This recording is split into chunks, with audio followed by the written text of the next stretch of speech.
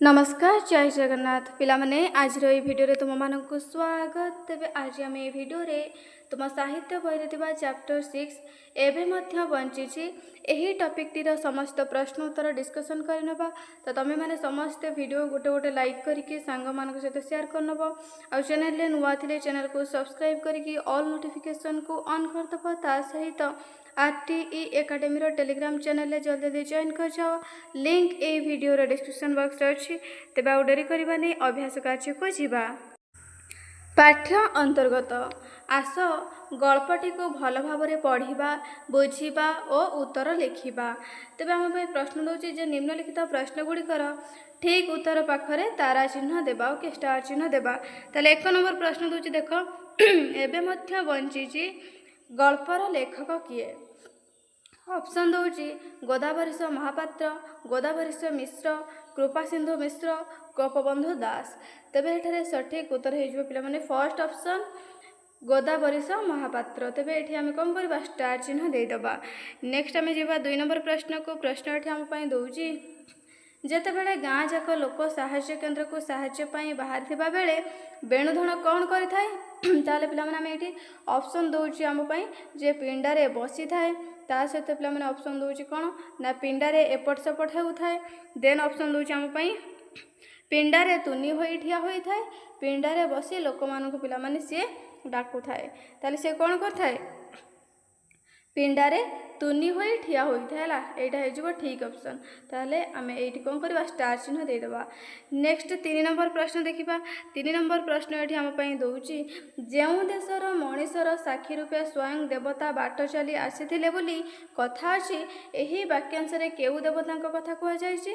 उत्तर पिला माने आमे कहि परिबा ऑप्शन पढी कि ताहाले ऑप्शन गुडा दैछि ब्रह्मा, शिव, गोपीनाथ एवं इंद्र।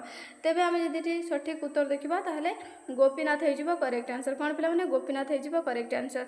तो से आम कौन करवा स्टार चिन्ह देदेबा। नेक्स्ट 4 नंबर प्रश्न दौची सिरेई साहाय्य केन्द्र चाउल न नहीं बेणुधर कौन करुला। ऑप्शन दूची एणे तेणे बुलूला, दांड पिंडारे बसीथिला, साहाय्य केन्द्रर चारिपटे बुलूला, निजको दूरे गछ मूले बसीथिला। तेबे एठी आमे पिला माने सठिक उत्तर कहि पारिबा निजको दूरे से कौन करथिला गछ मूलरे ही बसीथिला। ओके चलो नेक्स्ट 5 नंबर प्रश्न दूची देख कौची बेणुधर गछ मूले केउ समय बसी थिला। ऑप्शन दूची सकाळ पहरु, दिन द्विप्रहरु, ऊपर बेला ठार संध्या पर्यंत। तेबे पिला माने आर कोन हे जिवो करेक्ट आंसर। जदि देखिबा आर करेक्ट आंसर हे जिवो सकाळ पहरु। ओके सकाळ पहरु आंसर हे जिवो ऑप्शन ए। तापर पिला माने दउची खरे उपरोक्त प्रश्न पाई तुमर साथी माने भिन्न उत्तर बाछि थाई पारंती। तुमे बाछिथिबा उत्तर गुड़िक कहीं बाचिच ताहा बंधु मानक सह आलोचना कर। तेबे पिला माने आमे चैप्टर टी को बा गल्पटी को पढ़िले पढ़िबा परे आमे प्रश्न गुड़िकर उत्तर करचंती। तो चैप्टर रे जो अनुसार दिया जायछि आमे सेही अनुसार ही ऑप्शन को चूज करचंती। देन एठी देखो उत्कल गौरव मधुसूदन पिला माने दास आउ आमर उत्कलमणि गोपबंधु दास है। फोटो देखु पार्छ ओडिशार मानचित्र भी देखुच। देन आमे जीवा मिलीमिशी जोड़िबा। पाठ्य अंतर्गत किछि वाक्य क स्तंभ तले दिया जायछि, ख स्तंभ रे 2टी लेखाए वाक्य दिया जायछि।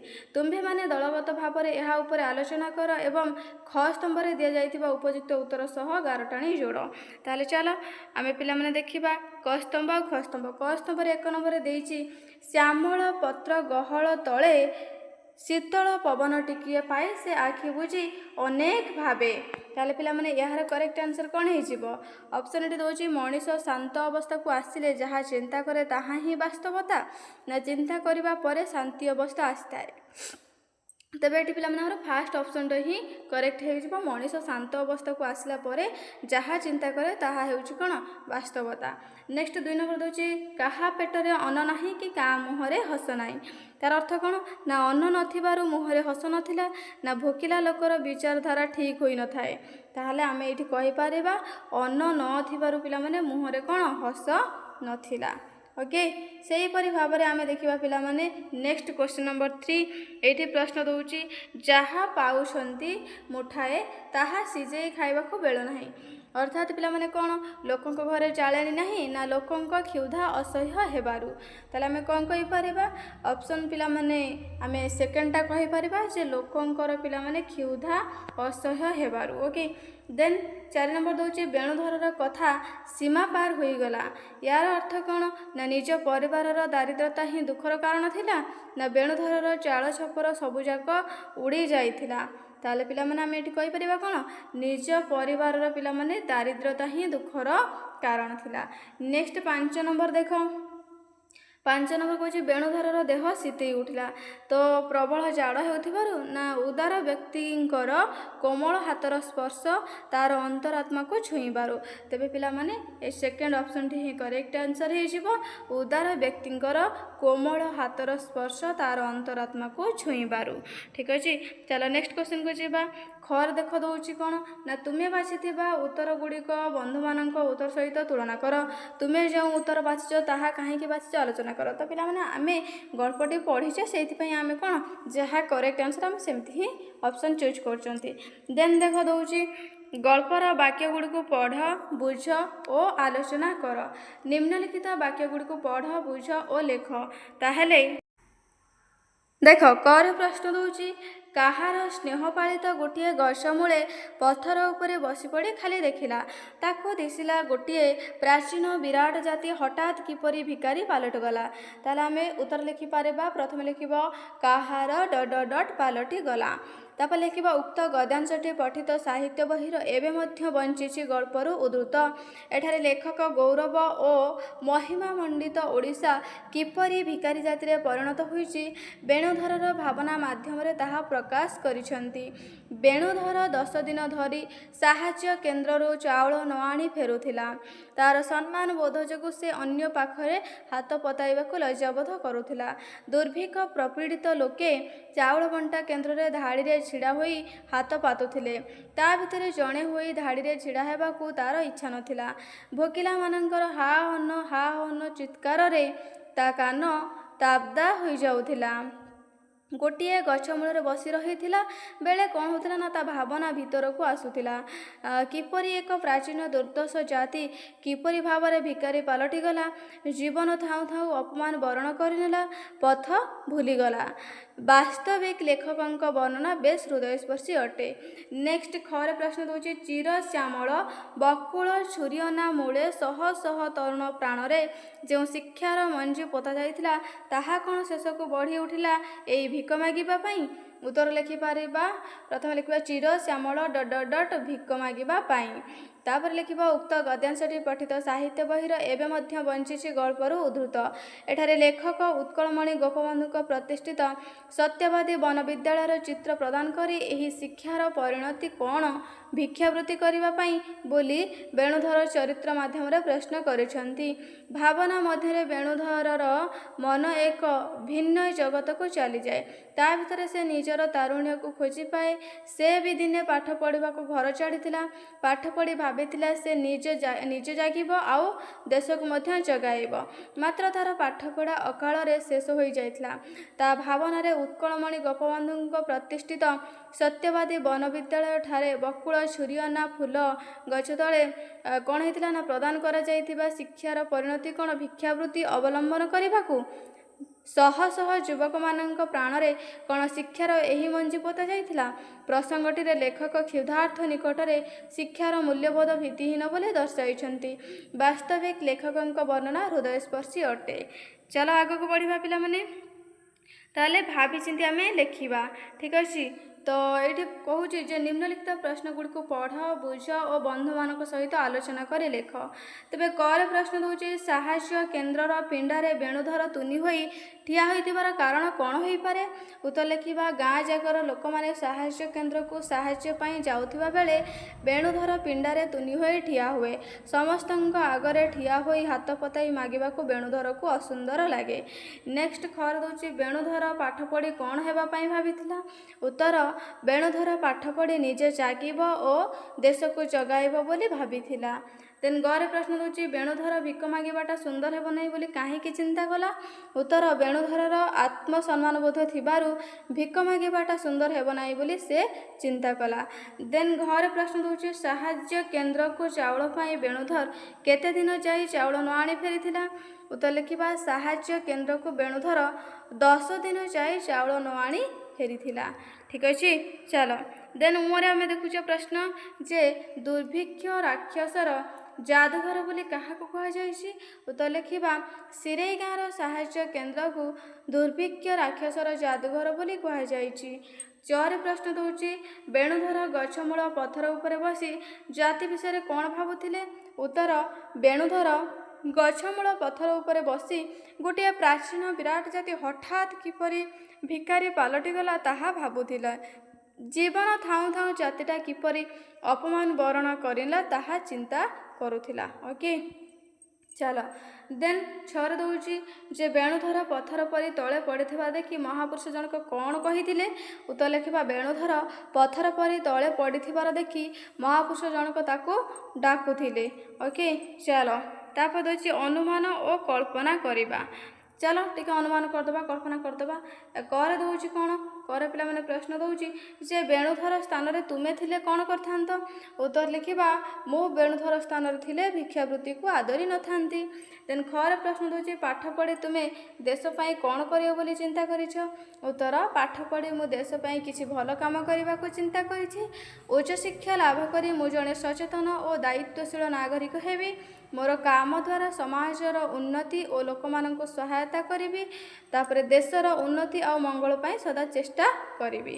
ଦେନ୍ ଗରେ ପ୍ରଶ୍ନ ଦେଉଛି ତୁମ ଘରେ ଯଦି ଖାଦ୍ୟର ଅଭାବ ରୁହେ ତେବେ ତୁମେ କ'ଣ କରିବ? ଉତ୍ତର ମୋ ଘରେ ଯଦି ଖାଦ୍ୟର ଅଭାବ ରହେ ତାହେଲେ ମୁଁ ପରିଶ୍ରମ ବଳରେ ଖାଦ୍ୟ ଉତ୍ପାଦନ କରି ଏହାର ଅଭାବ ମେଣ୍ଟାଇବି। ଅନ୍ୟକୁ ହାତ ନ ପତାଇ ପରିଶ୍ରମ କରି ଅର୍ଥ ରୋଜଗାର କରି ଅଭାବ ମେଣ୍ଟାଇବି। ଦେନ୍ ଘରେ ପ୍ରଶ୍ନ ଦେଉଛି ଯଦି କେବେ ତୁମେ ବକୁଳ ବନକୁ ଯାଅ ସେଠାରେ ତୁମ ମନ ଭିତରେ କେଉଁ ଭାବନା ସୃଷ୍ଟି ହେବ? ଉତ୍ତର ଯଦି ମୁଁ ବକୁଳ ବନକୁ ଯାଏ ତାହାହେଲେ ମୋ ମନରେ ଜାତୀୟ ଭାବନା ସୃଷ୍ଟି ହେବ। ବକୁଳ ଫୁଲର ମଧୁର ସୁଗନ୍ଧ ଓ ଶାନ୍ତ ପରିବେଶ ମନକୁ ଶାନ୍ତି ଦେବ। ପ୍ରକୃତିର ସୌନ୍ଦର୍ଯ୍ୟ ଦେଖି ମନରେ ଆନନ୍ଦ ଓ ପ୍ରସନ୍ନତା ଭରିଯିବ।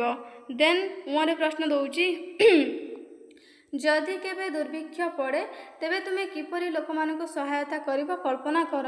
ଉତ୍ତର ଲେଖିବା ଯଦି କେବେ ଦୁର୍ଭିକ୍ଷ ପଡ଼େ ଲୋକମାନେ ଖାଦ୍ୟ ଓ ଜଳ ଅଭାବରେ ବହୁତ କଷ୍ଟ ପାଇବେ ସେତେବେଳେ ମୁଁ ଦରିଦ୍ର ଓ ଭୋକିଲାମାନଙ୍କୁ ସହାୟତା ପ୍ରଦାନ କରିବି।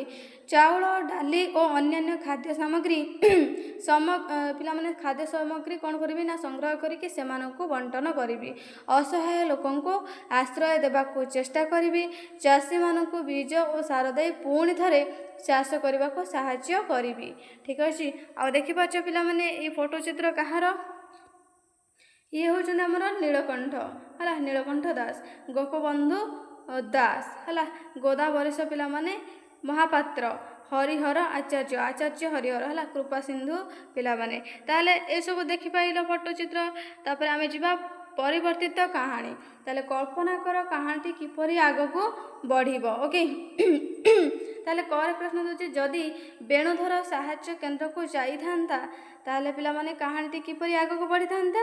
ତାହେଲେ ଆମେ ଉତ୍ତର ଲେଖିବା ଯଦି ବେଣୁଧର ଅନ୍ୟମାନଙ୍କ ପରି ସାହାଯ୍ୟ କେନ୍ଦ୍ରକୁ ଯାଇଥାନ୍ତା ତେବେ ସେ ଚାଉଳ ଆଣି ନିଜର ଓ ପରିବାରର ଭୋକ ମେଣ୍ଟାଇ ପାରିଥାନ୍ତା, କିନ୍ତୁ ଏହାଦ୍ୱାରା ତାର ନିଜସ୍ୱ ସ୍ୱାଭିମାନ ନଷ୍ଟ ହୋଇଯାଇଥାନ୍ତା ଏବଂ ଗୁରୁଙ୍କ ଠାରୁ ସେ ପଢ଼ିଥିବା ଆଦର୍ଶ ଶିକ୍ଷାର କୌଣସି ମୂଲ୍ୟ ରହିନଥାନ୍ତା।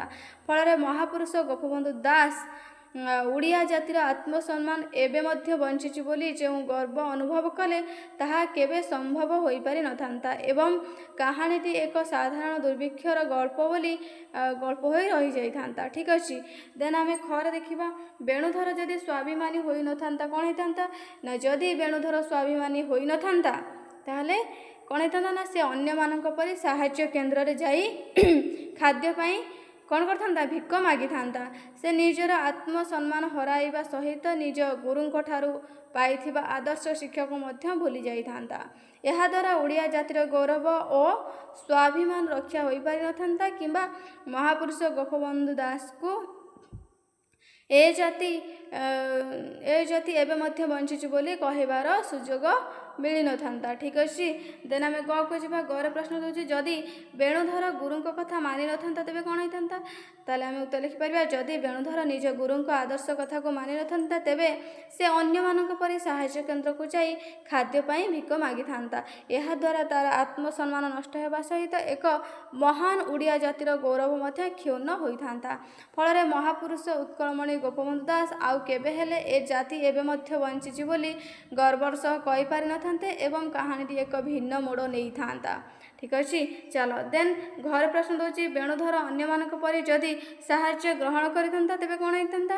ଉତ୍ତର ଲେଖିବା ଯଦି ବେଣୁଧର ଅନ୍ୟମାନଙ୍କ ପରି ସାହାଯ୍ୟ କେନ୍ଦ୍ରରୁ ସାହାଯ୍ୟ ଗ୍ରହଣ କରିଥାନ୍ତା ତେବେ ସେ ନିଜର ଆତ୍ମସମ୍ମାନ ଓ ଜାତୀୟ ସ୍ୱାଭିମାନ ହରାଇ ବସିଥାନ୍ତା। ନିଜ ଗୁରୁଙ୍କ ଠାରୁ ପାଇଥିବା ଶିକ୍ଷା ଓ ଆଦର୍ଶର କୌଣସି ମୂଲ୍ୟ ରହିନଥାନ୍ତା ଏବଂ ସେ ଅନ୍ୟମାନଙ୍କ ପରି ଜଣେ ସାଧାରଣ ଭିକାରୀ ପାଲଟି ଯାଇଥାନ୍ତା। ଫଳରେ ମହାପୁରୁଷ ଉତ୍କଳମଣି ଗୋପବନ୍ଧୁ ଦାସ ଆଉ କେବେ ହେଲେ ଗର୍ବର ସହିତ ଏ ଜାତି ଏବେ ମଧ୍ୟ ବଞ୍ଚିଛି ବୋଲି କହିପାରିନଥାନ୍ତେ ଏବଂ ଏହି ଗଳ୍ପର ମୂଳ ଉଦ୍ଦେଶ୍ୟ ନଷ୍ଟ ହୋଇଯାଇଥାନ୍ତା। ଦେନ୍ ମୋର ପ୍ରଶ୍ନ ଦେଉଛି ବେଣୁଧର ଭିକ ମାଗିବା ପାଇଁ ଯଦି ଯାଇଥାନ୍ତା କ'ଣ ହେଇଥାନ୍ତା? ଉତ୍ତର ଲେଖିବା ଯଦି ବେଣୁଧର ନିଜର ସ୍ୱାଭିମାନ ହରାଇ ଅନ୍ୟମାନଙ୍କ ପରି ଭିକ ମାଗିବା ପାଇଁ ଯାଇଥାନ୍ତା ତେବେ ଗଳ୍ପର ମୂଳ ଉଦ୍ଦେଶ୍ୟ ନଷ୍ଟ ହୋଇଯାଇଥାନ୍ତା। ସେ ଖାଦ୍ୟ ପାଇଁ ହାତ ପାତି ଜଣେ ସାଧାରଣ ଭିକାରୀ ପାଲଟି ଯାଇଥାନ୍ତା ଏବଂ ଗୁରୁଙ୍କ ଠାରୁ ପାଇଥିବା ଆଦର୍ଶ ଶିକ୍ଷାର ମୂଲ୍ୟ ରହିନଥାନ୍ତା। ଫଳରେ ମହାପୁରୁଷ ଉତ୍କଳମଣି ଗୋପବନ୍ଧୁ ଦାସ ଆଉ କେବେ ହେଲେ ଗର୍ବର ସହିତ ଏ ଜାତି ଏବେ ମଧ୍ୟ ବଞ୍ଚିଛି ବୋଲି କହିପାରିନଥାନ୍ତେ। ଓକେ। ଚାଲ କହୁଛି ଯେ ଉପରୋକ୍ତ ପ୍ରସଙ୍ଗ ମଧ୍ୟରୁ ଗୋଟିଏ ପ୍ରସଙ୍ଗକୁ ବାଛ ସାଙ୍ଗସାଥିମାନଙ୍କ ସହିତ ଆଲୋଚନା କରି ଏକ ନୂତନ କାହାଣୀ ଲେଖିବାକୁ ପ୍ରୟାସ କର। ତ ଏଇ ଯେଉଁ 5ଟା ପିଲାମାନେ ଆମେ ପଢ଼ିଲେ ପ୍ରସଙ୍ଗ ତାହେଲେ ତୁମେ ତା ଭିତରୁ ଗୋଟିଏ ତୁମ ଇଚ୍ଛା ଅନୁସାରେ ବାଛିବ ଏବଂ ସାଙ୍ଗମାନଙ୍କ ସହିତ ମିଶିକି ଗୋଟେ ନୂଆ କ'ଣ କାହାଣୀ ଲେଖିବା ପାଇଁ ଚେଷ୍ଟା କରିବ। ଠିକ୍ ଅଛି। ତାହେଲେ ଆଗକୁ ବଢ଼ିବା। ଚାଲ ତେବେ ଏଠି ପ୍ରଶ୍ନ ଆମ ପାଇଁ ଦେଉଛି ଉପଯୁକ୍ତ ଶବ୍ଦ ଚୟନ କର। ବନ୍ଧନୀ ମଧ୍ୟରୁ ଉପଯୁକ୍ତ ଶବ୍ଦ ବାଛି ଶୂନ୍ୟସ୍ଥାନ ପୂରଣ କର। ତେବେ କରେ ଦେଉଛି ଦୂରର ଡ୍ୟାସ୍ ପାଣି ପରି ଭାସିଯାଏ। କାଠଗଣ୍ଡି, ମରିଚିକା, ଇନ୍ଦ୍ରଧନୁ। ତାହେଲେ ଦୂରର ପିଲାମାନେ କ'ଣ?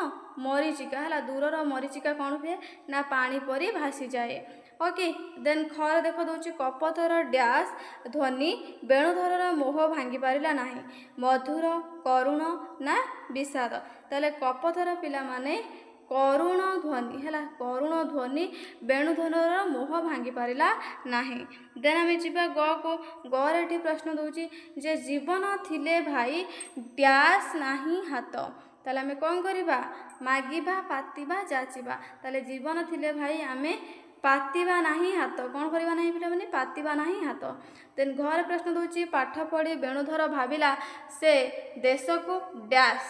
ତାହେଲେ ଗଢ଼ିବ, ଜଗାଇବ, ଗଢ଼ାଇବ, ଜାଗିବ। ତାହେଲେ ପିଲାମାନେ ସିଏ କହୁଥିଲା ଯେ ପାଠ ପଢ଼ି କ'ଣ କରିବ? ଦେଶକୁ ପିଲାମାନେ ଜଗାଇବ। ଓକେ। ନିଜେ ଜାଗିବ ଆଉ ଦେଶକୁ ଜଗାଇବ। ଦେନ୍ ମୋର ପ୍ରଶ୍ନ ଦେଉଛି ତାର ଦେହ ଡ୍ୟାସ୍ ଉଠିଲା। ଥରି ଉଠିଲା, ଶୀତେଇ ଉଠିଲା ନା ଗୁମୁରି ଉଠିଲା। ତାହେଲେ ପିଲାମାନେ ଉତ୍ତର କ'ଣ ହେଇଯିବ? ଶୀତେଇ ଉଠିଲା। ଓକେ। ଚାଲ ଆଗକୁ ବଢ଼ିବା।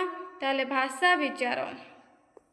ତ ଏଇଠି ଦେଖ ପିଲାମାନେ କହୁଛି ଯେ ହାତ ଶବ୍ଦକୁ ବ୍ୟବହାର କରି ଭିନ୍ନ ଅର୍ଥରେ ଦୁଇଟି ବାକ୍ୟ ଗଠନ କରାଯାଇଛି। ସେହିପରି ତୁମେ ଦୁଇଟି ଶବ୍ଦର ଭିନ୍ନ ଅର୍ଥ ପ୍ରକାଶକ ଶବ୍ଦ ଲଗାଇ ବାକ୍ୟ ଗଠନ କର। ଯେପରି କ'ଣ ନା ଏକ ଦେଇଛି ଶୀତଳ କୋମଳ ହାତର ସ୍ପର୍ଶ ତା ପିଠିରେ ଲାଗିଲା। ହାତକୁ ବ୍ୟବହାର କରି ସେ କରିଛି। ଆଉ ଗୋଟେ କହିଛି ଜୀବନ ଥିଲେ ଭାଇ ପାତିବା ନାହିଁ ହାତ। ତାହେଲେ ଏଇଠି କ'ଣ ହେଇଛି ନା ପିଲାମାନେ ଭିନ୍ନ ଭିନ୍ନ ଅର୍ଥରେ ଦୁଇଟି ବାକ୍ୟ ଗଠନ କରାଯାଇଛି ହାତ ଶବ୍ଦକୁ ନେଇ। ଠିକ୍ ଅଛି। ସେହିପରି ଭାବରେ ଏଇଠି ଦେଖ କହୁଛି କ'ଣ କହୁଛି ନା ଏଇ ଯେମିତି ଏକ୍ଜାମ୍ପଲ୍ ଦିଆହେଇଛି ସେହିପରି ଆମେ କ'ଣ କରିବା? ଆମେ ଦୁଇଟି ଶବ୍ଦର ଭିନ୍ନ ଅର୍ଥ ପ୍ରକାଶକ ଶବ୍ଦ ଲଗାଇ ଆମେ ବାକ୍ୟ ଗଠନ କରିବା। ଦୁଇଟି ଶବ୍ଦ, ଯେକୌଣସି ଦୁଇଟି ଶବ୍ଦ। ତାହେଲେ ପିଲାମାନେ ଆମେ କ'ଣ କରିପାରିବା? ମନେକର ଆମେ ପିଲାମାନେ ଭାଷା ଶବ୍ଦକୁ ନେଇକି କ'ଣ କରିବା? ଦୁଇଟି ବାକ୍ୟ ଲେଖିବା। ତେବେ ତମେ ପ୍ରଥମେ ଲେଖିବ ଭାଷା ହେଉଛି ମନର ଭାବନାକୁ ଅନ୍ୟ ଆଗରେ ପ୍ରକାଶ କରିବାର ସବୁଠାରୁ ଶ୍ରେଷ୍ଠ ମାଧ୍ୟମ। ଇଏ ହେଇଯିବ ଗୋଟେ ବାକ୍ୟ। ସେହିପରି ଭାଷାକୁ ନେଇକି ଆମେ ଯଦି ଆଉ ଗୋଟେ ବାକ୍ୟ ଗଠନ କରିବା ହେଇଯିବ ଆମର ମାତୃଭାଷା ଓଡ଼ିଆ ବହୁତ ମଧୁର ଏବଂ ଏହା ଏକ ପ୍ରାଚୀନ ଶାସ୍ତ୍ରୀୟ ଭାଷା ଅଟେ। ଓକେ। ତାପରେ ପିଲାମାନେ ଆମେ ଯିବା ଆଗକୁ।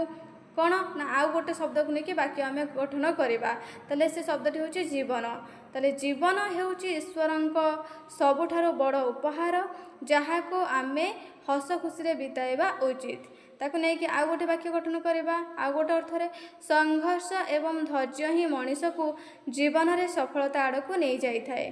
ठीक अच्छे चलो आग को बढ़िया तो ये कौच काल बा समय है समयर विचार कालर विचार ताहले ये देख कौच निम्न रे दि जाइथिबा वाक्य गुड़िक मन दे पढ़ ये जो वाक्य गुड़िक दिखाई ताको मन देकी पढ़ कर दौची मुह बुलेई देखे दूर रे गछ गहल रे सिरेई गाँ तापर खर दौची देख मुह बुलेई देखिला दूर को गछ गहल रे सिरेई गाँ दिशुची गर दौची मुह बुलेई देखिब दूर रे गछ गहल रे सिरेई गाँ दिशिब वाक्यर रेखांकित पदरु बुझा पड़ुची कि कार्य हेबार समय को काल कुहाଯାଏ माने मुह बुलेई देखे दूर रे गछ गहली रे सिरेई गाँ ताहले एटा होची वर्तमान काल को बुझाउची हला मो मुह बुलेई देखिला जे दूर को गछ गहल रे सिरेई गाँ दिशुची ताले पिला माने ये होची अतीत काल आ देखिबो आइला बेलକୁ ये होची भविष्यत काल तेणु वाक्य जो रेखांकित पदर आम जापर कार्य हेबार समय को आम कौन काल बोली कहूचे क्रियार जो रूप सूचाई थाए जे केबे कौनसी कार्य करा जाइथिला घटुची किंबा घटिबाकू जाउची किंबा ताहाकू आमे पिला माने कौन करबा काल बोली कहबा। ठीक अच्छे तो कौ समय कौ कार्य होची बोली जो क्रिया आमको सूचाउची से होची कौन काल है ताको आम काल बोली कहबा ताले काल पिला माने केते प्रकार आम जानी काल होची केते तीन प्रकार ओके ताले से काल केते प्रकार पिला माने तीन प्रकार कौन कौन गोटे होची अतीत काल जो कार्य करा जाई सारिछि अतीत रे हला ऑलरेडी करा सरिछि वर्तमान काल कौन ना जो कार्य करा जाउछि चलीछि जो कार्यटा वर्तमान भविष्यत काल जो कार्य करा जो भविष्य में आग को जो कार्य करा जीवो तापर कहचे वाक्यर काल बा समय परिवर्तन आमे करबा ताल देख कहूची जे शह शह प्राणी कानी पताई मागुछंती बेणुधरर प्राणर रस मरी जाइछि ताले पिला माने आमे कोन करबा ना एई वाक्य गुडकर कोन करिया पिला माने आमे आर काल परिवर्तन करबा ताले एठी लिखिबा देख शह शह प्राणी कानी पताई मागुछंती ताले ये होची कोन वर्तमान काल ताहले एठी आमे भविष्यत काल रे कोन लिखिबा पिला माने हला भविष्यत काल रे कोन लिखिबा ना आमे लिखि परिबा शह शह हला शह शह प्राणी कानी पताई मागिबे ओके मागिबे एटा कौन ना भविष्यत काल है भविष्यत काल है तापरे आमे जदि कहबा अतीत काल कथा ताले आमे कौन करबा पिला माने लिखि पारिबा शह शह प्राणी कानी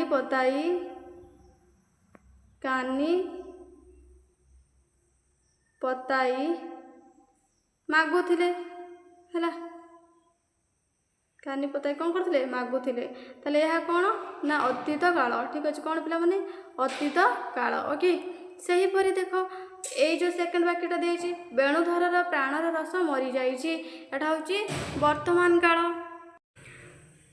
ताहले पिला माने एटा जेहेतु वर्तमान काल रे दियछि आमे जदि ताकू अतीत काल रे लिखिबा कोन हेजिबो ना आमे लिखि पारिबा बेणुधरर हला कोन लिखिबा पिला माने बेणुधरर प्राणर रस मरी जाइथिला हला मरी जाइथिला ओके एटा कोन पिला माने एटा होछि अतीत काल ओके तापर जदि आमे भविष्यत काल कथा देखिबा ताले आमे एमिति लिखि पारिबा जे बेणुधरर प्राणर रस मरी जाइथिबो ओके मरी जाइथिबो। ठीक अछि ओके चलो ଆଗକୁ ବଢ଼ିବା। ତାହେଲେ ଏଇଠି କହୁଛି ଯେ ଉପରେ ଦିଆଯାଇଥିବା ରେଖାଙ୍କିତ ପଦରେ କି ପାର୍ଥକ୍ୟ ଅଛି ସାଙ୍ଗମାନଙ୍କ ସହ ଆଲୋଚନା କର, ବୁଝ ଏବଂ ନିମ୍ନଲିଖିତ ବାକ୍ୟରେ ଥିବା ଶୂନ୍ୟସ୍ଥାନ ପୂରଣ କର। ତାହେଲେ ପିଲାମାନେ ଆମେ ଦେଖିଲେ ଉପରୋକ୍ତ ବାକ୍ୟରେ କ'ଣ ବାକ୍ୟ ଗୁଡ଼ାକ ଦିଆଯାଇଛି ବର୍ତ୍ତମାନ କାଳରେ, ଆମେ ତାକୁ ଅତୀତ କାଳରେ ଲେଖିଲେ, ଭବିଷ୍ୟତ କାଳରେ ମଧ୍ୟ ଲେଖିଲେ। ସେମିତି ଏଇଠି କରିଦେଉଛି ସେହିଠାରେ ସେ ପାଠ ପଢ଼ିବ ନା ପଢ଼ିବେ। ତାହେଲେ ସେଇଠାରେ ସେ ପାଠ ପିଲାମାନେ କ'ଣ ପଢ଼ିବ ହେଲା, କ'ଣ ପିଲାମାନେ ସେଇଠାରେ ସେ ପାଠ ପଢ଼ିବ। ଓକେ, ପାଠ ପଢ଼ିବ। ତାପରେ କହୁଛି ଖରେ ଆପଣମାନେ ଏଠାକୁ ଆସ ନା ଆସନ୍ତୁ, ଯେହେତୁ ଆପଣ ଏଇଟା ହେଉଛି ବହୁବଚନ ତେଣୁ ଆସନ୍ତୁ ଆମେ କରିବା। ଦେନ୍ ଗରେ ଦେଉଛି ସେମାନେ ମୋତେ ହସାଇଲା ନା ହସାଇଲେ, ସେମାନେ ଯେହେତୁ ଅଛି ହସାଇଲେ ହେବ ହେଲା। ତାପରେ ଘର ଦେଉଛି କାନି ପତାଇ ସେ ମାଗିପାରେ ନା ମାଗିପାରନ୍ତି, ତାହେଲେ ସେ ପିଲାମାନେ ମାଗିପାରେ, କାନି ପତାଇ ସେ ମାଗିପାରେ। ତାପରେ ହେଉଛି ନିମ୍ନରେ ଦିଆଯାଇଥିବା ବାକ୍ୟ ଗୁଡ଼ିକୁ ବର୍ତ୍ତମାନ ଓ ଭବିଷ୍ୟତ କାଳରେ ଲେଖ ହେଲା। ଏଇ ଯେଉଁ ବାକ୍ୟ ଗୁଡ଼ିକ ଦିଆଯାଇଛି ଆମେ କ'ଣ କରିବା, ତାକୁ ବର୍ତ୍ତମାନ କାଳରେ ଲେଖିବା ଆଉ ଭବିଷ୍ୟତ କାଳରେ ମଧ୍ୟ ଲେଖିବା। ଠିକ୍ ଅଛି। ତାହେଲେ ଦେଖ ଏଇଠି କରିଦେଉଛି ତାଙ୍କ ଆଖିରୁ ଲୁହ ଝରି ପଡ଼ିଲା, ତାହେଲେ ଏହା ହେଉଛି କ'ଣ, ଏହା ହେଉଛି ଅତୀତ କାଳ। ଆକୁ ଯଦି ଆମେ ବର୍ତ୍ତମାନ କାଳରେ ଲେଖିବା ତାହେଲେ କ'ଣ ଲେଖିବା, ତାଙ୍କ ଆଖିରୁ ଲୁହ ଝରି ପଡ଼ୁଛି ହେଲା, ଝରି ପଡ଼ୁଛି। ଓକେ, ଝରି ପଡ଼ୁଛି। ଠିକ୍ ଅଛି। ତାହେଲେ ଇଏ କ'ଣ, ଇଏ ହେଉଛି ଆମର ବର୍ତ୍ତମାନ କାଳ। ଓକେ, କ'ଣ ପିଲାମାନେ ବର୍ତ୍ତମାନ କାଳ। ଠିକ୍ ଅଛି, ବୁଝିପାରିଲ। ତାପରେ ଆମେ ଯଦି ଆକୁ ଭବିଷ୍ୟତ କାଳରେ ଲେଖିବା କ'ଣ ଲେଖିବା, ଲେଖିବା ତାଙ୍କ ଆଖିରୁ ଲୁହ ଝରି ପଡ଼ିବ ହେଲା, ଲୁହ ପିଲାମାନେ ଝରି ପଡ଼ିବ। ଇଏ ହେଉଛି ଆମର କ'ଣ ଭବିଷ୍ୟତ କାଳ। କ'ଣ ପିଲାମାନେ ଭବିଷ୍ୟତ କାଳ। ଓକେ, ମନେ ରହିଲା। ଚାଲ ଦେନ୍ ଆମେ ଯିବା ଖକୁ। ଖରେ ଦେଖ କ'ଣ କହିଛି ନା ବାକ୍ୟଟି ଦେଇଛି ସେ ଅନୁରୋଧ କରି କହିଲେ, ତାହେଲେ ଏହା ହେଉଛି ଅତୀତ କାଳ। ତାକୁ ଯଦି ଆମେ ବର୍ତ୍ତମାନ କାଳରେ କନଭର୍ଟ କରିବା ତାହେଲେ କ'ଣ ହେଇଯିବ, ସେ ଅନୁରୋଧ କରି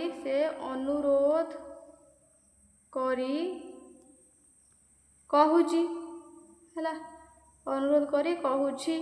ଇଏ ହେଉଛି ଆମର କ'ଣ ବର୍ତ୍ତମାନ କାଳ। କ'ଣ ପିଲାମାନେ ବର୍ତ୍ତମାନ କାଳ। ଠିକ୍ ଅଛି, ବୁଝିହେଲା। ଓକେ, ଆକୁ ଯଦି ଆମେ ଭବିଷ୍ୟତ କାଳରେ ଚେଞ୍ଜ କରିବା କ'ଣ ହେଇଯିବ, ସେ ଅନୁରୋଧ କରି କହିବ ହେଲା, କହିବେ। ଠିକ୍ ଅଛି, ଇଏ ହେଉଛି ଆମର କ'ଣ ଭବିଷ୍ୟତ କାଳ। ଓକେ, ଚାଲ ଆଗକୁ ବଢ଼ିବା। ଠିକ୍ ଅଛି। ତାହେଲେ ଆଗରେ ପିଲାମାନେ କ'ଣ ଦେଇଛି ଦେଖିବା। ଆଗରେ ପିଲାମାନେ ଗରେ ଦେଉଛି ଯେ ବେଣୁଧର ସମ୍ଭାଳି ପାରିଲା ନାହିଁ, ତାହେଲେ ଇଏ କ'ଣ, ଇଏ ହେଉଛି ପିଲାମାନେ ଆମର ଅତୀତ କାଳ। ତାହେଲେ ଆମେ ଯଦି ତାକୁ ବର୍ତ୍ତମାନ କାଳରେ ଲେଖିବା, ଲେଖିବା ବେଣୁଧର ହେଲା, ବେଣୁଧର ସମ୍ଭାଳି ପାରୁଛି, ସମ୍ଭାଳି ପାରୁଛି। ଠିକ୍ ଅଛି, ଇଏ ହେଉଛି ଆମର କ'ଣ ବର୍ତ୍ତମାନ କାଳ। ଓକେ, ଆକୁ ଯଦି ଆମେ ଭବିଷ୍ୟତ କାଳରେ ଲେଖିବା କେମିତି ଲେଖିବା, ଲେଖିବା ବେଣୁଧର ସମ୍ଭାଳି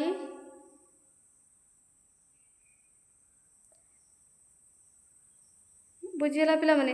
ଆମେ ପିଲାମାନେ ଲେଖିଲେ ହେଲା, ବେଣୁଧର ସମ୍ଭାଳି ପାରିବ ହେଲା, ସମ୍ଭାଳି ପାରିବ। ଇଏ ହେଉଛି ଆମର କ'ଣ ଭବିଷ୍ୟତ କାଳ। କ'ଣ ପିଲାମାନେ ଭବିଷ୍ୟତ କାଳ। ଠିକ୍ ଅଛି। ଓକେ, ଚାଲ ଆଗକୁ ବଢ଼ିବା। ତାହେଲେ ଆଗକୁ କ'ଣ ପିଲାମାନେ ନା ଘର ଦେଇଛି, କ'ଣ ଦେଇଛି ମହାପୁରୁଷ ଅନେକ କ୍ଷଣ ଠିଆ ହେଲେ, ଏହା ହେଉଛି ଅତୀତ କାଳ। ତାକୁ ଯଦି ଆମେ ବର୍ତ୍ତମାନ କାଳରେ ଲେଖିବା କ'ଣ ଲେଖିବା ନା ମହାପୁରୁଷ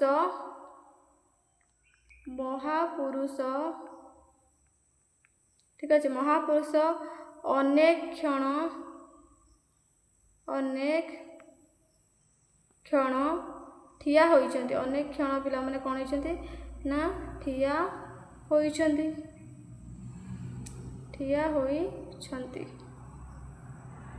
ଠିକ୍ ଅଛି। ମହାପୁରୁଷ ଅନେକ କ୍ଷଣ ଠିଆ ହୋଇଛନ୍ତି। ଏହା ହେଉଛି କ'ଣ ପିଲାମାନେ, ଏହା ହେଉଛି ଆମର ବର୍ତ୍ତମାନ କାଳ। କ'ଣ ନା ବର୍ତ୍ତମାନ କାଳ। ଓକେ। ତାପରେ ସେମିତି ଆମେ ଯଦି ତାକୁ ଭବିଷ୍ୟତ କାଳ ଲେଖିବା କ'ଣ ହେବା ନା ଦେଖ ମହାପୁରୁଷ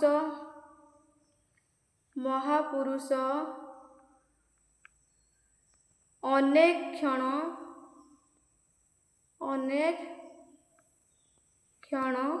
ଠିଆ ହେବେ। ତାହେଲେ ଏହା କ'ଣ, ଏହା ପିଲାମାନେ ଆମର ଭବିଷ୍ୟତ କାଳ। ଓକେ, ଭବିଷ୍ୟତ କାଳ ବୁଝିହେଲା।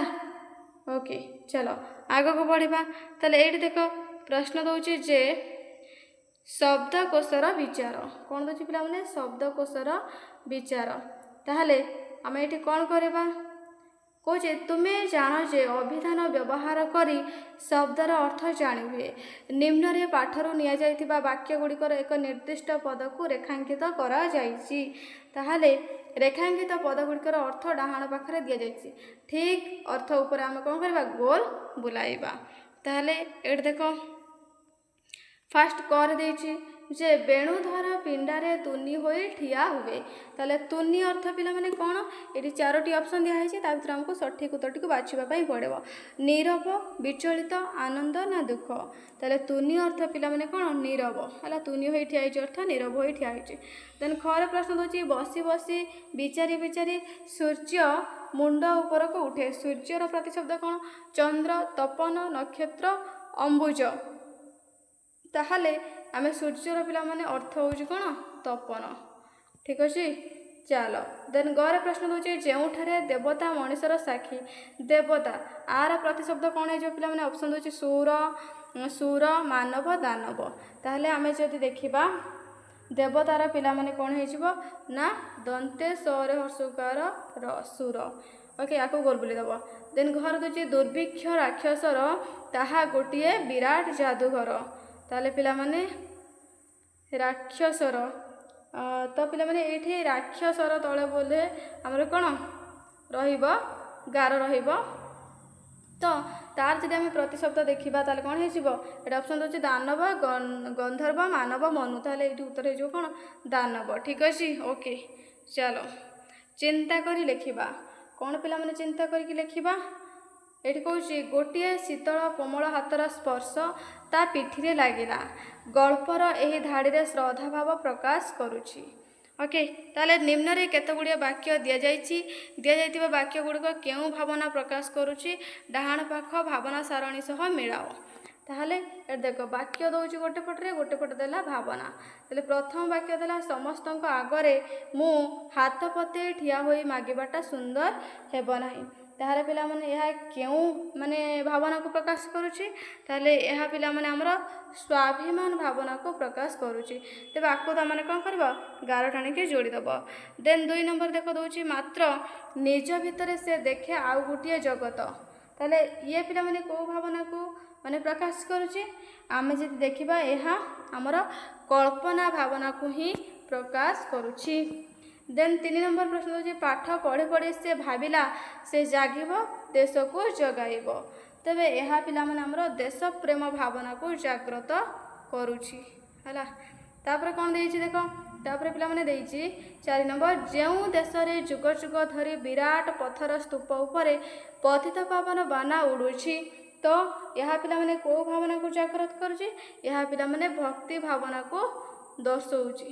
ଓକେ, ସେହିପରି ଭାବରେ ଆମେ ଯଦି ଦେଖିବା 5 ନମ୍ବରରେ ଦେଉଛି ଯେ କେଉଁଠି ସେ ଆପଣର ମୁହଁଟା ଲୁଚାଇ ଠିଆ ହୋଇପାରନ୍ତା କି। ତାହେଲେ ଏହା କେଉଁ ଭାବନାକୁ ପ୍ରକାଶ କରୁଛି, ଏହା ପିଲାମାନେ ଆମର ଲଜ୍ଜା ଭାବନାକୁ ହିଁ ପ୍ରକାଶ କରୁଛି। କାହାକୁ ପିଲାମାନେ, ଲଜ୍ଜା ଭାବନାକୁ ପ୍ରକାଶ କରୁଛି। ତାହେଲେ ଏଇଠି କ'ଣ କରିବ, ଗାର ଟାଣିକି ଯୋଡ଼ିଦେବ। नेक्स्ट आम देखा 6 नंबर। तो ये 6 नंबर दूची तापरे 2 टोपा लुह निगिड़ी तले पड़गला। तो यहाँ पे कौन को भावना को प्रकाश करुच्ची ना यह दुख भावना को ही प्रकाश करुच्ची। देन 7 नंबर दूसरी से ही निरस संसार भितर तार आशार झरणा सुखी आसी। ताहले यह क्यों भावना को पिला प्रकाश करुच्ची यह पिला आमर निराशा भावना को प्रकाश करुच्ची। क्या पिला निराशा भावना को प्रकाश करुच्ची। ओके चलो ताले चित्र देखि पार्छ केते सुंदर सुंदर चित्र दिया ताले वाक्य विस्तार तापर कौन देखिए पूरा मैंने वाक्य विस्तार ये बेणुधर आखि फिटाइला। यही वाक्यटी केवल 2टी शब्द और गोटे क्रियापद को नहीं गठित किंतु आमे यही वाक्य को आहरी बड़ करिपरिबा। जेमती कौन करिपरिबा ना बेणुधर आखि फिटाई देखिला पुणी से ही आखि आगे पुराणा संसार। ओके बेणुधर आखि फिटाइला ये छोटिया वाक्यटी को पिला माने कौन कले एते बड़ वाक्य रे परिणत करिपारे। एबे मो कथाटी बुझी पारुछि एही वाक्य को मध्य आहरी विस्तारित करा जाय परिबो जहा कि अनेक अर्थ और भावना को प्रकाश करिवो। निम्न रे दिया वाक्य गुड को विस्तारित करी लेख। ताले पिला माने कर दउछि कोन कर दउछि जे से पछ घुंचा से पछ को पिला माने घुंची आसिला कर दउछि। ताले आकु जदि आमे लेखिबा कोन लेखिबा पिला माने जदि आकु आमे लेखिबा ताले विस्तारित करिकि ताले कोन लेखिबा ताले पिला माने मु लेखुछि तमे माने समस्त मो सहित लेख। विस्तारित रूप में आमे लेखि पारिबा हठात। ओके हठात निज सामनारे हठात निज सामनारे एक बड़ विपद को देखी एक बड़ विपद को देखी से भयभीत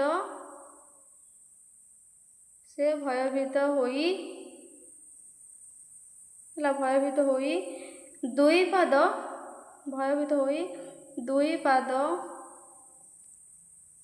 पछकू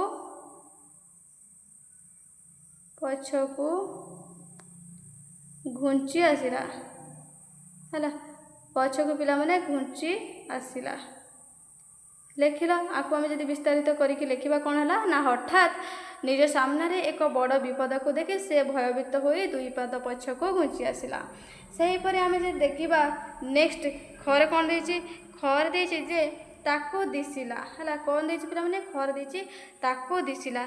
ताले पिला माने कौन दिसिला ताको आमे केमते लेखिबा ताले ए जदि खर जदि लेखिबा ताको विस्तारित रूप में आमे लेखि पारिबा जे अंधार राति रे समस्त लेख मो सहित अंधार राति रे।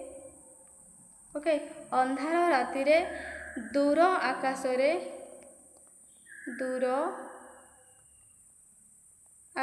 रे अंधार राति रे दूर आकाश रे चमकुथिबा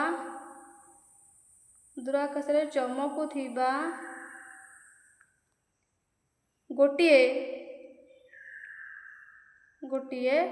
छोट तारा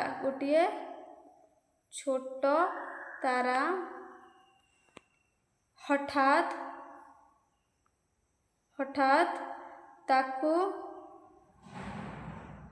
ताको देखागला बा दिसिला हठात ताको दिसिला।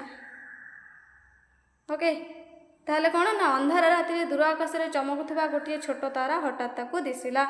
तापरे आमे जिबा नेक्स्ट को गरे पिला माने कौन देछि ना देछि से निज को खोजिला। ताले आको जदि आमे विस्तारित करि लिखिबा कौन लिखि परिबा लिखिबा जीवनर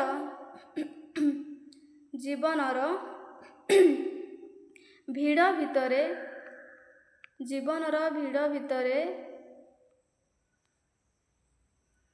निजर प्रकृत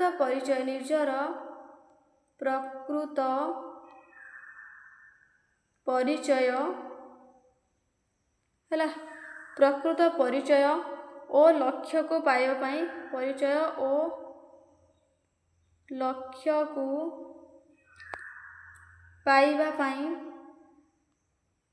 को पाइबा पई से अंतरर सहित से अंतरर सहित निजको खोजिला है अंतरर सहित पिला माने कौन कला ना निजको खोजिला। ओके बुझीगला।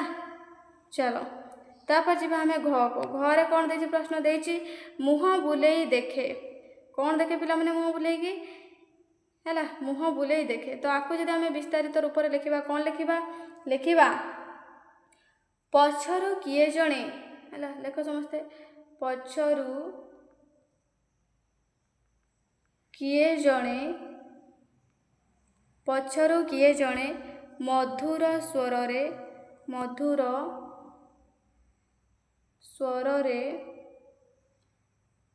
डाकिबारु मधुर स्वरे डाकिबारु मु मुह बुलेई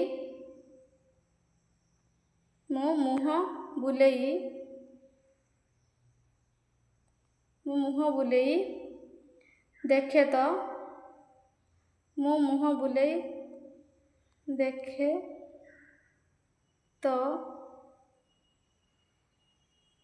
सेठारे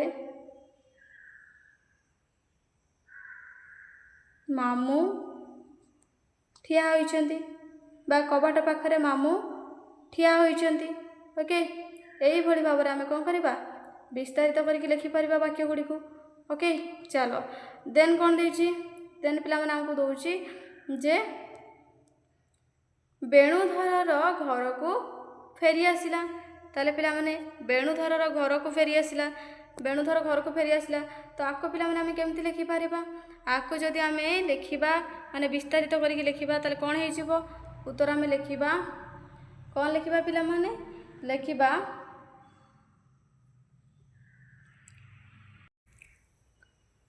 कौन लिखिबा पिला माने लिखिबा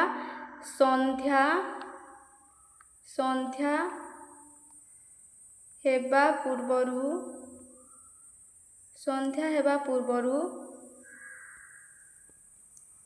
हला संध्या हेबा पूर्वरु आकाशरे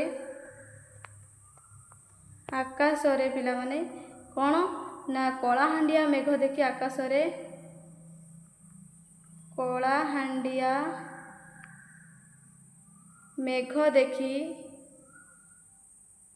देखी बेणुधर देखी है मेघ देखी बेणुधर कौन कला ना घर को फेरी आसिला है बेणुधर घर को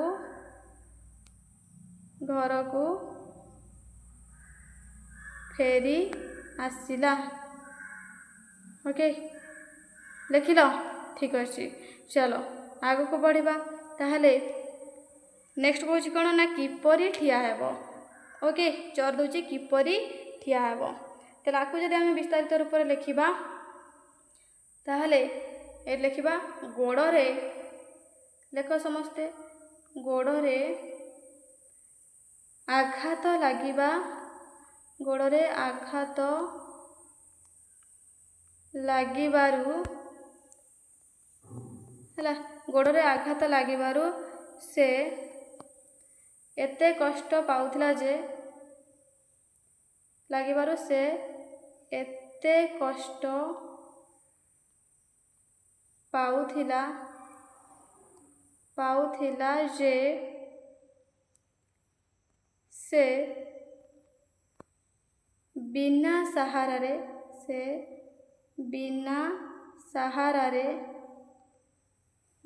सहारारे किपरि छिड़ा हबो बोली बिना सहारारे किपरि छिड़ा हेबो भाबुथिला किपरि पिला माने छिड़ा हबो कौन करथुला ना भाबुथिला। ओके किपरि छिड़ा हबो भाबुथिला ठीक अछि। ओके चलो एठी पिला माने चित्र देखि पाछ। चलो दूरभाषा रे जोगाजोग तापर कहूँ जे तुम्हें कल्पना कर कौन पिला माने कल्पना करिवो कहूँ तुम्हें कल्पना कर पाठ्य अंतर्भुक्त कहानीटी वर्तमान समय है बेणुधर साहाय्य केन्द्र को ନ ଯିବା ପାଇଁ ଜିଦି ଧରିଛନ୍ତି, କିନ୍ତୁ ତାଙ୍କର ଦାରିଦ୍ର୍ୟ ଜୀବନ ତାଙ୍କୁ ସାହାଯ୍ୟ କେନ୍ଦ୍ରକୁ ଯିବା ପାଇଁ ବାଧ୍ୟ କରୁଛି। ତୁମେ କଳ୍ପନା କରି ବେଣୁଧର ଏବଂ ତାଙ୍କ ଦାରିଦ୍ର୍ୟ ଜୀବନ ମଧ୍ୟରେ ହୋଇଥିବା କଥାବାର୍ତ୍ତା ଲେଖନ୍ତୁ। ତାହେଲେ ଆମେ ଉତ୍ତର ଲେଖିବା। ଦାରିଦ୍ର୍ୟ ବେଣୁଧରକୁ କହିବ, ବେଣୁଧର, ତୁମ ପରିବାର ଭୋକରେ ଡହଳ ବିକଳ ହେଉଛନ୍ତି, ତେଣୁ ତୁମେ ନିଜର ସ୍ୱାଭିମାନ ଛାଡ଼ି ସାହାଯ୍ୟ କେନ୍ଦ୍ରକୁ ଯାଇ ଚାଉଳ ଆଣିବା ଉଚିତ। ଏହାର ଉତ୍ତରରେ ବେଣୁଧର କହିବେ, ନା, ମୁଁ ମୋ ଗୁରୁଙ୍କଠାରୁ ଶିଖିଛି ଯେ ଜୀବନ ଥିବା ପର୍ଯ୍ୟନ୍ତ କାହା ଉପରେ ହାତପାତି ମାଗିବା ଅନୁଚିତ। ଦାରିଦ୍ର୍ୟ ପୁଣି ବୁଝାଇବ ଯେ କେବଳ ଆଦର୍ଶ ଓ ସ୍ୱାଭିମାନ କେବେ ପେଟର ଭୋକ ମେଣ୍ଟାଇ ପାରିବ ନାହିଁ। କିନ୍ତୁ ବେଣୁଧର ନିଜ ଜିଦ୍ରେ ଅଟଳ ରହି କହିବେ, ଯେତେ ଦୁଃଖ କଷ୍ଟ ଆସିଲେ ମଧ୍ୟ ମୁଁ ଜାତିର ଟେକ ଓ ମୋର ଆତ୍ମସମ୍ମାନକୁ କେବେ ହେଲେ ହରାଇବି ନାହିଁ। ଠିକ୍ ଅଛି। ଦେନ୍ ଖରେ ଦେଉଛି, କଳ୍ପନା କରନ୍ତୁ ଯେ ବେଣୁଧର ସାହାଯ୍ୟ କେନ୍ଦ୍ରରେ ଦେଖୁଥିବା ଦୃଶ୍ୟକୁ ଦେଖି ନିଜ ମନ ଭିତରେ ଅନେକ ଚିନ୍ତା କରୁଛନ୍ତି। ତୁମେ ବେଣୁଧରର ଭାବନାକୁ ମୋବାଇଲର ମେସେଜରେ ଲେଖି ବନ୍ଧୁଙ୍କୁ ଜଣାଇବ।